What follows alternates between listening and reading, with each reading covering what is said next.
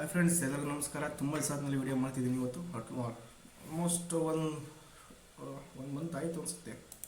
ಇವತ್ತೊಂದು different ಟಾಪಿಕಲ್ಲಿ video ಮಾಡ್ತಿದ್ದೀನಿ. ಅಂದರೆ ಟ್ರೇಡಿಂಗ್ ಸೈಕಾಲಜಿ ಅವ್ರ ಮೈಂಡ್ ಸೆಟ್ಟು ಯಾವ ಥರ ಇರಬೇಕು ಅನ್ನೋದಕ್ಕೋಸ್ಕರ.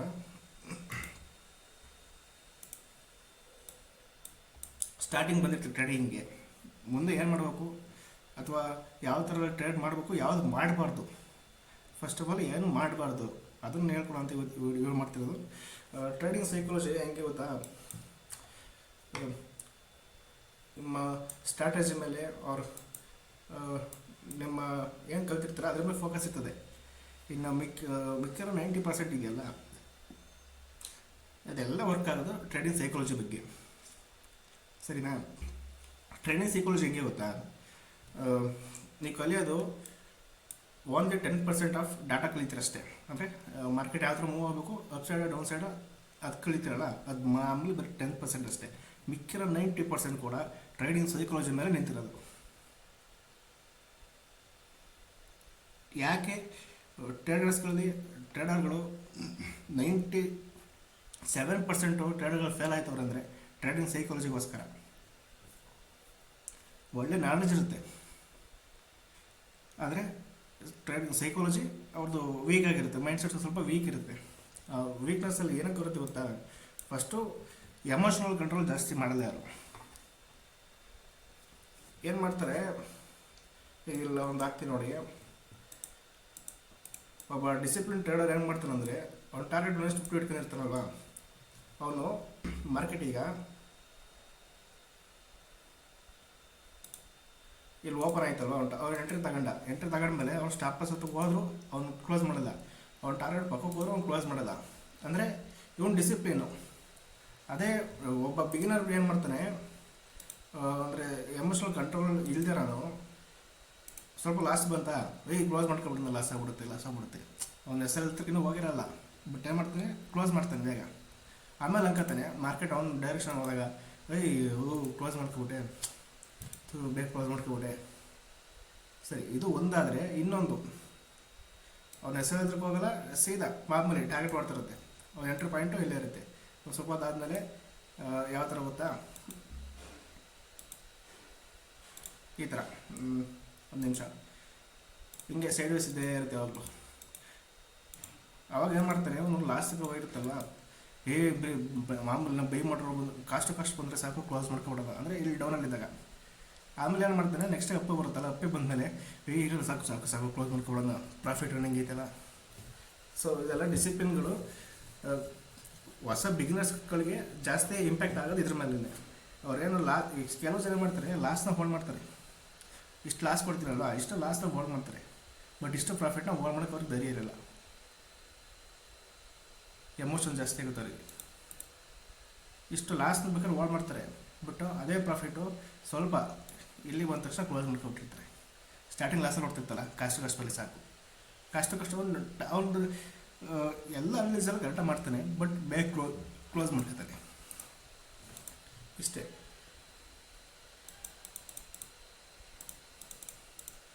ಎಮೋಷನಲ್ ಕಂಟ್ರೋಲ್ ಫಸ್ಟು ಮೈಂಡಿಂದ ತೆಗೆದು ಬಿಡ್ಬೇಕು. ಅವಾಗಲೇ ಎಮೋಷನ್ ಇಟ್ಕೊಂಡು ಟ್ರೇಡಿಂಗ್ ಮಾಡ್ತೀನಿ ಅಂದರೆ ನಿಜವಾಗ್ಲೂ ಟ್ರೇಡ್ ಮಾಡೋಕ್ಕೆ ಸಾಧ್ಯವೇ ಇಲ್ಲ. ಅವ್ನು ಟ್ರೇಡಿಂಗಲ್ಲಿ ಉಳಿಯೋದು ಇಲ್ಲ ಹೇಳ್ಬೇಕು ಅಂದರೆ. First of all next discipline ಅದ್ರ ಬಗ್ಗೆ ಹೇಳಿದ್ನಲ್ಲ. ಈಗಿನ ಒಂದು ಪೊಸಿಷನ್ ನೀನು ತಗೊಳ್ತೀಯ ಅಂತಂದರೆ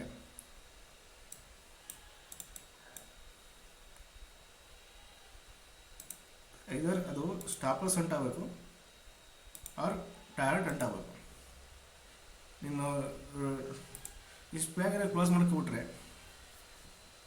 ಆಮೇಲೆ ಏನು ಮಾಡ್ತೀವಿ ಅಂದರೆ, ನಮಗೊಂದಿಲ್ಲ 1:1 ಸಿಕ್ಕ ತಕ್ಷಣ 1:1 ಸಿಕ್ತು ಅಂತ ಅಂದ್ಕೊಂಡು ನಾವೇನು ಮಾಡ್ತೀವಿ, ನಾವೆಲ್ಲ ರಿಸ್ಕ್ ಮ್ಯಾನೇಜ್ಮೆಂಟ್ ಮೇಲೆ ಹೇಳ್ಕೊಡ್ತೀವಿ. ಅದು ನೀಟಾಗಿ ನಾವು ಕಷ್ಟ ಹೋಲ್ಡ್ ಮಾಡ್ತೀವಿ, ಬೇಡಪ್ಪ ಹಾಕಬೇಕು, ಟಾರ್ಗೆಟ್ ಮಾತ್ರ ಅಷ್ಟೇ ಇಟ್ಟಿರ್ತೀವಿ. ಕಟ್ಟಾದರೆ ನಮ್ಮದೇ ನೋವಾಗಲ್ಲ, ಆಯಿತಾ? ಕಷ್ಟ ಯಾಕೆ ಹೋಲ್ಡ್ ಮಾಡ್ತೀವಿ ಅಂದರೆ 50% 1:1 ಸಿಕ್ಕಾಗ ಮಾತ್ರ. ಹೊಸ ಬಿಗಿನರ್ಸ್ಗಳೆಲ್ಲ ಅವ್ರಿಗೆ ಡಿಸಿಪ್ಲಿನು ಇರುತ್ತೆ ಇಲ್ಲ ಅಂತಲ್ಲ, ಪಾಪ ಜಾಸ್ತಿ ಓವರ್ ಟ್ರೇಡ್ ಮಾಡಿಬಿಡ್ತಾರೆ. ಹಿಂಗಾಗ್ಬಿಡ್ತಲ್ಲ, ಇನ್ನೊಂದು ಟ್ರೇಡ್ ಮಾಡೋಣ. ಈಗ ಒಂದು ಫಸ್ಟ್ನೇ ಟ್ರೇಡಲ್ಲಿ ಒಂದು 10,000 ರೂಪಾಯಿ ಲಾಭ ಆಯ್ತು ಅಂತ ಅಂದ್ಕೊಳ್ಳಿ. ಬೇಡ, ಒಂದು 1000 ರೂಪಾಯಿ ಲಾಭ ಆಯ್ತು ಅಂತ ಅಂದ್ಕೊಳ್ಳಿ. 1000 ರೂಪಾಯಿ ಲಾಭ ಆದ ತಕ್ಷಣ ಸೆಕೆಂಡ್ ಟ್ರೇಡ್ ನೋಡ್ತಾನೆ. ಸೆಕೆಂಡ್ ಟ್ರೇಡಲ್ಲಿ ಒಂದು 1000 ರೂಪಾಯಿ ಲಾಸ್ ಆಗ್ಬಿಡುತ್ತೆ.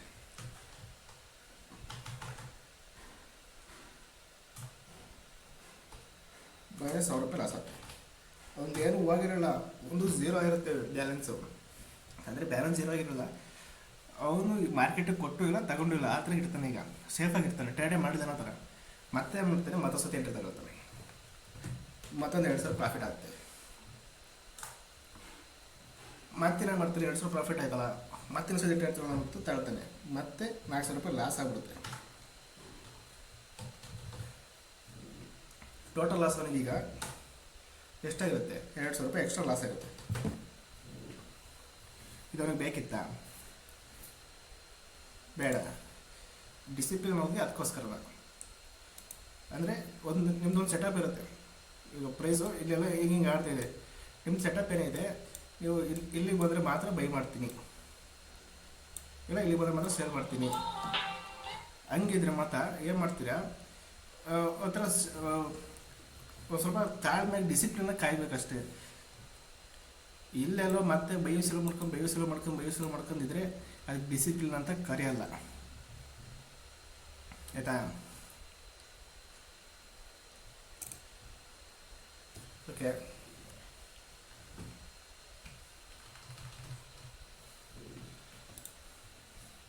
ಡಿಸಿಪ್ಲಿನ್ ಅದು ನೀವೇ ಕಲಿತ್ಬಿಟ್ಟು ಅರ್ಥ ಮಾಡಿಕೊಂಡು ಒಂಥರ ಸುಮಾರು ಜನಕ್ಕೆ ಅನಿಸುತ್ತೆ, ಓವರ್ ಟ್ರೈ ಮಾಡಿದ್ರೆ ಓವರ್ ಟ್ರೈ ಮಾಡೋಕ್ಕೆ ಹೋಗ್ಬಾರ್ದು ಆ್ಯಕ್ಚುಲಿ ಹೇಳ್ಬೋದು. ಸರಿ, ಓಕೆ. ಈಗ ಪೇಷನ್ಸ್ ಬಗ್ಗೆ ಹೇಳ್ತೀವಿ. ಪೇಷನ್ಸ್ ಒಂದು ಅದೇ ಹೇಳಿದ್ ನಾವು, ಡಿಸಿಪ್ಲಿನ್ ಪೇಷನ್ಸ್ ಇಲ್ದಲ್ಲ ಟ್ರೇಡರ್ ಆಗೋಕ್ಕೆ ಸಾಧ್ಯನೇ ಇಲ್ಲ ಹೇಳ್ಬೇಕಂದ್ರೆ. ಇಷ್ಟಿದೆಯಲ್ಲ, ನೀವೇನೇ ಕಲಿದ್ರಿ, ಸಪೋರ್ಟ್ ರೆಸಿಸ್ಟೆನ್ಸ್ ಕಲಿದ್ರಿ, ICD ಕಲಿದ್ರಿ, SMC ಕಲಿದ್ರಿ, ಅವ್ರಿಗೆ ಗ್ರೇವರ್ ಸರಕ್ ಕಲಿದ್ರಿ, ಯಾವ್ದಾರ ವರ್ಕ್ ಕಲಿದ್ರಿ, ಯಾವ ಸ್ಟ್ರಾಟಜಿನೂ ಕಲಿದ್ರಿ, ಯಾವ ಸ್ಟ್ರಾಟಜಿನೋ 100ಕ್ಕೆ 100 ಯಾವುದೂ ಕೊಡಲ್ಲ, ಆಯಿತಾ? ಫಸ್ಟ್ ಆಫ್ ಆಲ್ 100ಕ್ಕೆ 100 ಯಾವುದೂ ಕೊಡಲ್ಲ.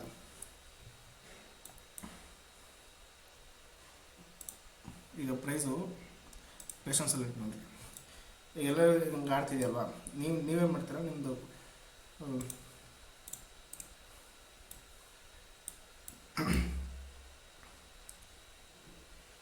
ಏನೋ ಮಾಡುತ್ತೆ, ಮಾರ್ಕೆಟ್ ಅವತ್ತೆಲ್ಲ ಪೂರ್ತಿ ಸೈಡ್ ವೇಸ್ ಆಗಿರುತ್ತೆ, ಇಲ್ಲ ಆ ಸೆಷನಲ್ಲಿ ಮಾತ್ರ ಸೈಡ್ ವೇಸ್ ಆಗಿರುತ್ತೆ. ಅವಾಗ ನೀವೇನು ಮಾಡ್ತೀರಾ, ಸೈಡ್ ವೇಸ್ ಆಯ್ತಲ್ಲ, ಮತ್ತಿಲ್ಲೊಂದು ಎಂಟ್ರಿ ಪಂಚ್ ಮಾಡೋದು,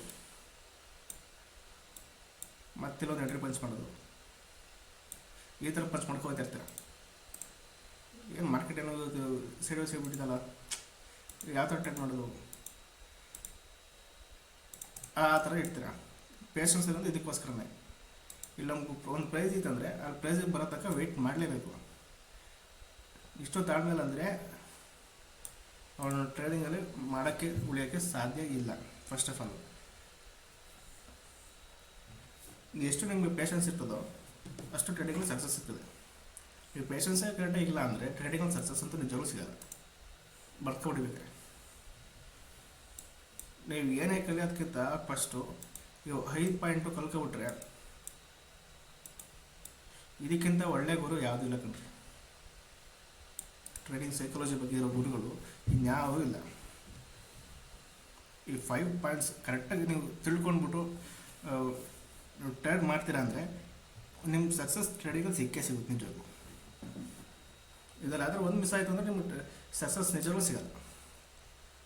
ನೀವು ಏನೇ ಎಷ್ಟೇ ಕಲ್ತಿದ್ರು, ಎಷ್ಟೇ ನಾಲೆಡ್ಜ್ ಇರಲಿ, 5 ಪಾಯಿಂಟ್ ನಿಮಗೆ ಗೊತ್ತಿಲ್ಲ, ಎಮೋಷನಲ್ ಕಂಟ್ರೋಲ್ ಮಾಡೋಕ್ಕಾಗ್ತಿಲ್ಲ ಅಂದರೆ ನಿಜವಾಗ್ಲೂ ಟ್ರೇಡಿಂಗಲ್ಲಿ ಉಳಿಯೋಕ್ಕಾಗಲ್ಲ. ಓಕೆ, ನೆಕ್ಸ್ಟು ರಿಸ್ಕ್ ಮ್ಯಾನೇಜ್ಮೆಂಟ್ ಬಗ್ಗೆ ಹೇಳ್ಕೊಡ್ತೀನಿ. ರಿಸ್ಕ್ ಮ್ಯಾನೇಜ್ಮೆಂಟ್ ಅಷ್ಟೇ ಕಣ್ರಿ. ಕೆಲವ್ರು ಏನು ಮಾಡ್ತಾರೆ, ಲಾಸ್ನ ಹೋಲ್ಡ್ ಮಾಡ್ತಾರೆ, ಪ್ರಾಫಿಟ್ ಹೋಲ್ಡ್ ಮಾಡೋಕ್ಕೆ ಧೈರ್ಯ ಸಾಕಾಗಲ್ಲ, ಆಯಿತಾ? ನಾವೆಲ್ಲ ಟ್ರೇಡ್ ಪರ್ಚ್ ಮಾಡ್ತೀವಿ ಅಂದರೆ 1:2 1:3 ಪರ್ಚ್ ಮಾಡ್ಕೊತೀವಿ. ಅದೇ ನಾವು ಹೋದರೆ ಫಸ್ಟ್ 1:1 ಸಿಗ್ತಾ, ನಮ್ಮ ಟಾರ್ಗೆಟ್ ಏನಿರುತ್ತೆ 1:3 ಇರುತ್ತೆ. ಸರಿ, ಓಕೆ. ನಮಗೇನಾಯಿತು, ಪ್ರೈಸು ಮೂಮೆಂಟ್ ಸಿಕ್ಕಿ ಒಂಥರ ಬುಲಿಶ್ ಮೂಮೆಂಟ್ ಸಿಗ್ತಾಯಿತ್ತು ಅಂದ್ಕೊಳ್ಳಿ, ಅವರು ಬೇರಿಶ್ ಮೂಮೆಂಟ್ ಸಿಗ್ತಾಯಿತ್ತು ಅಂತ ಹೇಳ್ಕೊಳ್ಳಿ.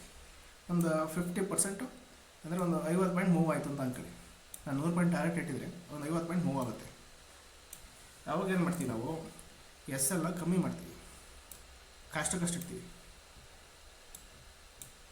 ಯಾಕೆ ಮತ್ತೆ ರಿವರ್ಸ್ ಆಗಬಾರ್ದು. ರಿವರ್ಸ್ ಆದರೂ ನಮ್ಮದೇನು ಹೋಗಬಾರ್ದು.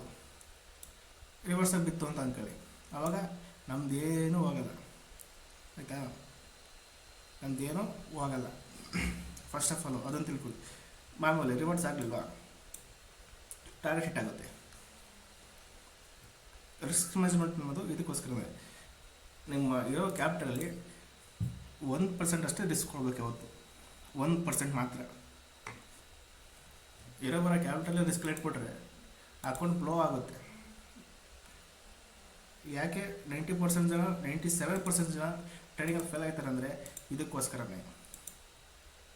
ಪ್ರಾಪರ್ ರಿಸ್ಕ್ ಮ್ಯಾನೇಜ್ಮೆಂಟ್ ಮಾಡಿಲ್ಲ ಫಸ್ಟ್ ಆಫ್ ಆಲ್.